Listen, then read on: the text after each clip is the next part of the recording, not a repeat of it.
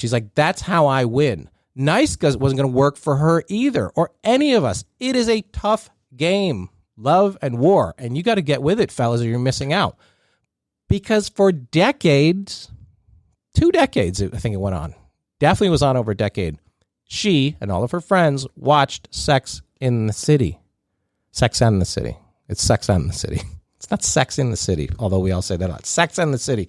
And as you've heard me say before, Sex in the City was not about friendships or New York. I even said that to Candace Bushnell on this podcast a few months ago. She came on here and I told her this. She didn't like it, but she knew I was right.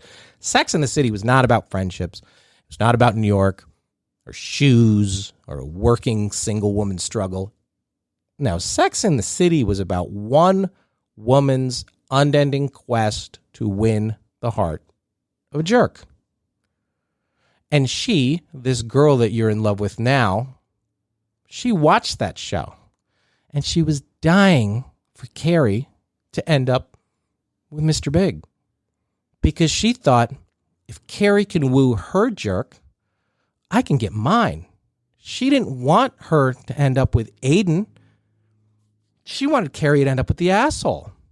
And that asshole, Mr. Big, he had almost no redeeming qualities beyond being good-looking, quality, tall, cocky, and had some money. Actually, those are very redeeming qualities for her. For the ladies, they always matter and they always will. So you're probably like, well, I'm not good looking and I don't have that much money and I have like one ill-fitting suit that I wear to traffic court and funerals, so it's hard to see how I could ever be cocky. And would you seem like weird if I was cocky and that's me? Maybe, but cocky can be just having confidence. Dial it back to confidence. And being impish can be charming. And being playful can be alluring. And being smirky can be seductive. And you can be all those things. And all those things have a little bit of bad guy fringes in them. And you can be all of those things. All of us can be all of those things. Because we were all kids once, and we have that tool still in our belt from when we were 4 years old.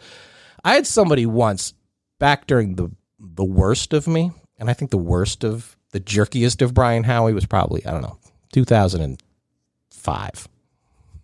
Somebody called me a charming asshole. And she then said, you know what, it's oddly, hugely appealing. And even to this day, people say to me, they're like, I can't believe the shit you get away with saying at your shows. I'm surprised somebody hasn't punched you yet. And my answer to that is, I say a lot of shit, but I'm clearly having fun. I'm clearly doing things with a positive attitude. I'm clearly saying these things with a wink and a grin and a playfulness that I don't take things so seriously that it seems so overtly too aggressive. And even when I get aggravated or annoyed, I'm not just chewing out random waiters like a total dick. I'm being assertive. It helps to be a New Yorker. You get away with a little bit more. And I'm mostly challenging their thinking. Give me a customer service rep. I'm not going to blame them for the mistake, but I want them to know that they understand that it is a mistake. You know, don't be demeaning, but, you know, be incredibly like, are you sure about this? Be a little incredulous. Are you sure about this?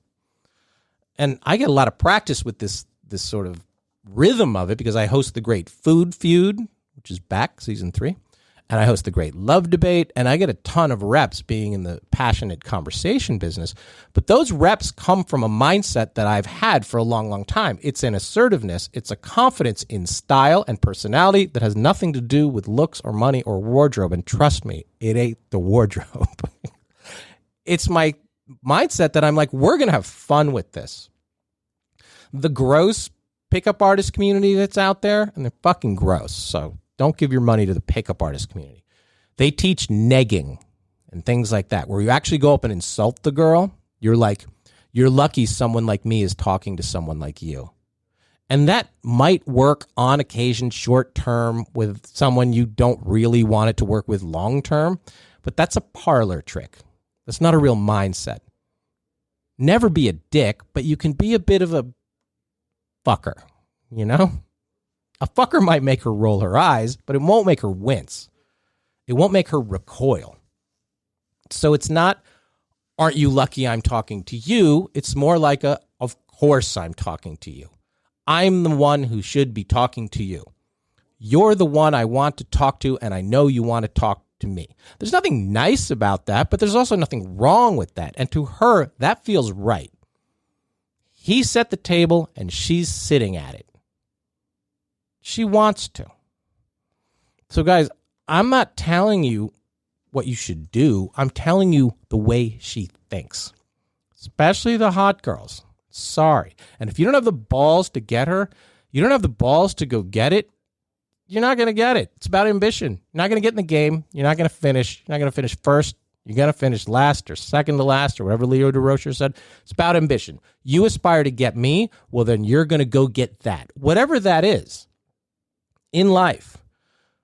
The pussification of the American man is one of the single greatest problems with American dating. Too many beta boys out there.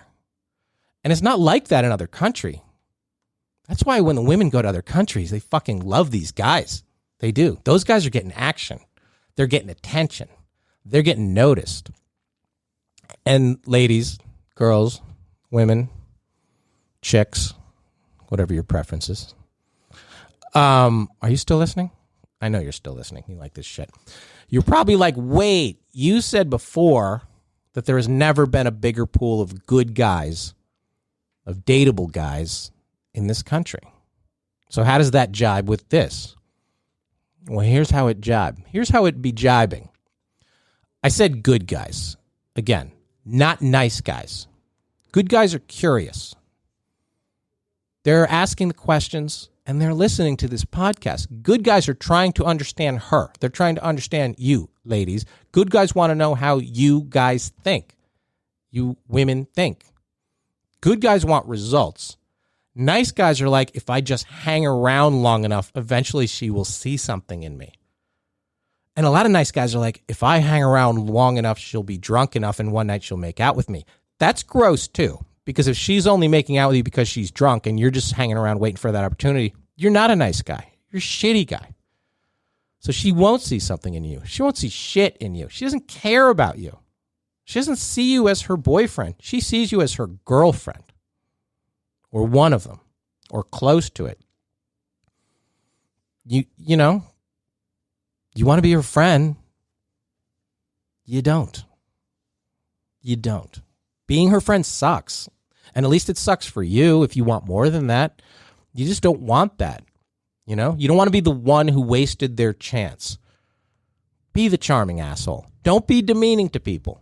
Don't be rude. Be assertive. Have an attitude. Show some personality, grow some personality, give a wink and a smirk and some imp and say, we're going to do this. When we go here, this is going to happen. And that playful attitude, that glimmer, doesn't mean you don't believe the things you're saying. It doesn't mean they aren't sincere. It means you have a positive attitude about them and the outcome, and you're going to make that happen. The two of you. Don't be a dick, but have some balls. She wants your balls. She wants to see them, grow some, find some. And that's it.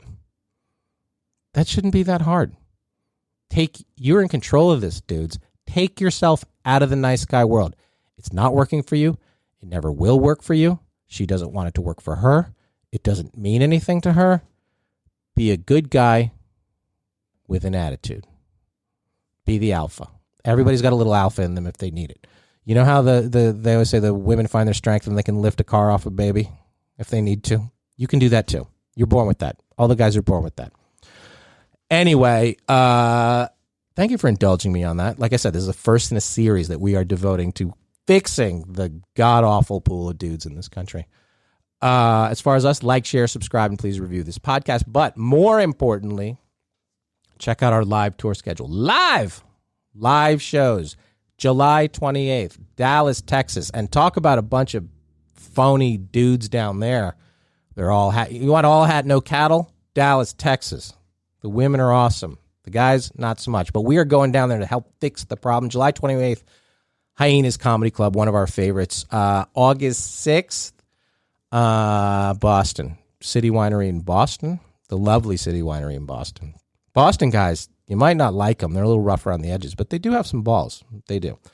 And then New York, talking about balls. New York, August 9th at the brand new version of City Winery there. It is beautiful. Come out for that one. Another one that's on sale, Boca Raton, Florida, the Boca Black Box Center for the Arts. I believe it's October 7th, and there's a whole little VIP thing happening after that one, so that one's going to be fun. And shoot us an email, greatlovedebate@gmail.com, if you have your nice guy stories and your nice guys finish last stories. Send them to us, because as always, at the Great Love Debate, we never stop making love. See you next time.